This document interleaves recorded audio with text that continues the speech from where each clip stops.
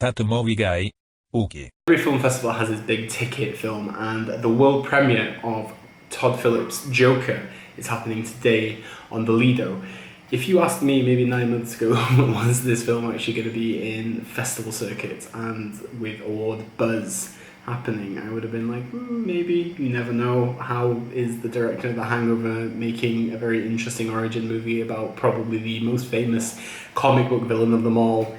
Well, Joaquin Phoenix changes everything. When it came to this, I went with an open mind, not necessarily knowing what's going to happen. I must say the trailers got me very excited. I think that the look and everything worked, and we're here to talk about it. I'm not going to go into great detail with the plot because I obviously do not want to spoil this for you, but basically it's the story of Arthur Fleck. He is a failed comedian and a clown for hire, and this is the tale of his descent into madness and becoming the most infamous crime lord in Gotham City. Happiness cascades our inner demons and our pent-up frustrations and fears and our inner psychosis. And Joaquin Phoenix takes you to hell and back with this film. He is the Antichrist. We are his disciples.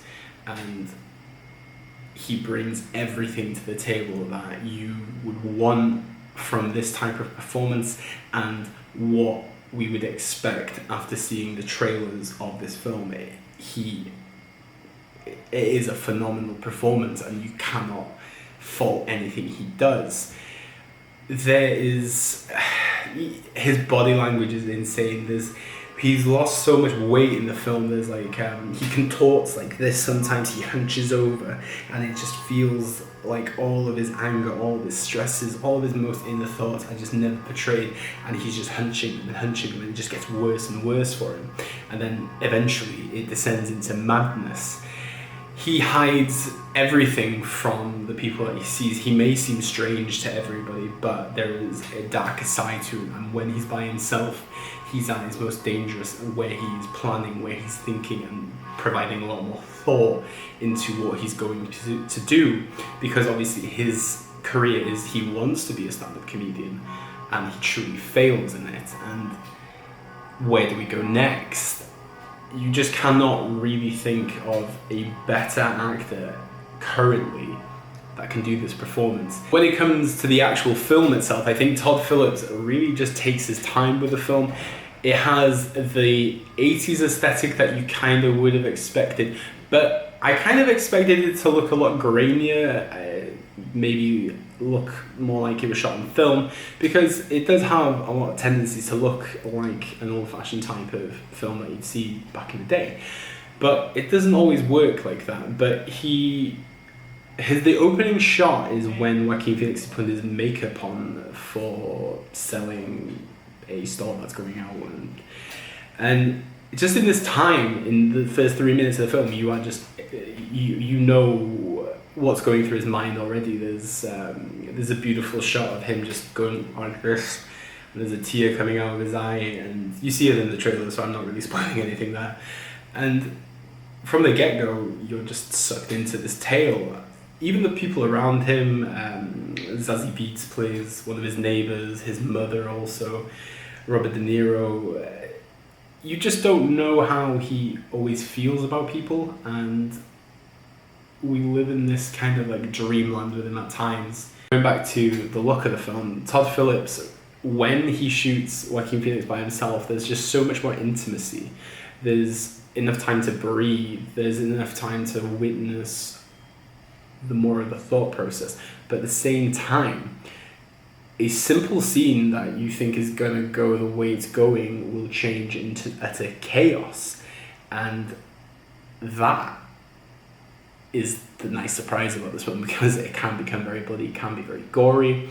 There's a very nice cello kind of score throughout the film, and I think the representation of one instrument, while Joaquin Phoenix is around, just shows the solitude that he has in his life.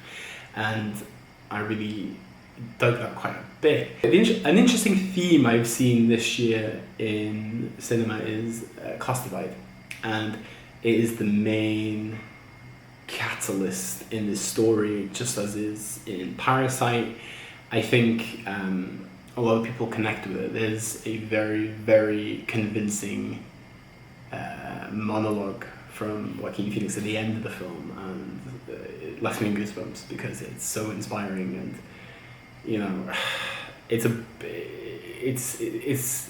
a lot of people would say it's like Dark Knight Rises with Bane, but it's not at all. It's his own kind of deliverance, and what comes of this is insane, and I won't really go into the end part of this film. But all in all, the Joker, it wouldn't be anything without Joaquin Phoenix, and funnily enough, it would not be nothing without Todd Phillips. Warner Brothers took a gamble on this, and it delivers.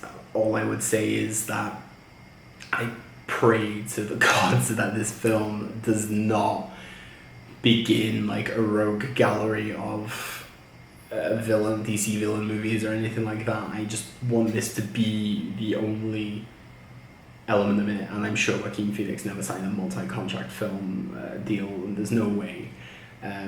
But wow, it's everything you want it to be and more, and it's not going to shock me if Joaquin Phoenix like steamrolls through one season with this, but we'll see. Hopefully this hasn't been too much of an insight, but it's been playing on my mind. I'm seeing this again tonight at the Pala Biennale because I want to see it again, and hopefully this has kind of eased your concerns about this film. It is very, very good, and I didn't expect to like it as much as I did. Like I said, more reviews to come. I've got, as I said, the Marriage Story review is out currently. Ad Astra, everything is going to follow. And if you want to follow me on social media, my Twitter account is at the bottom. You can follow me on Letterboxd, see all my insights before I actually do these reviews. And yeah, thank you very much for watching. And please subscribe if you want. Please share this. Yeah, I like to talk to people about movies. And as we know, we see on this channel. Diolch, danke, obrigado, merci beaucoup, arigato, dankeschön, bitteschön, all the shins. Grazie mia. Obviously,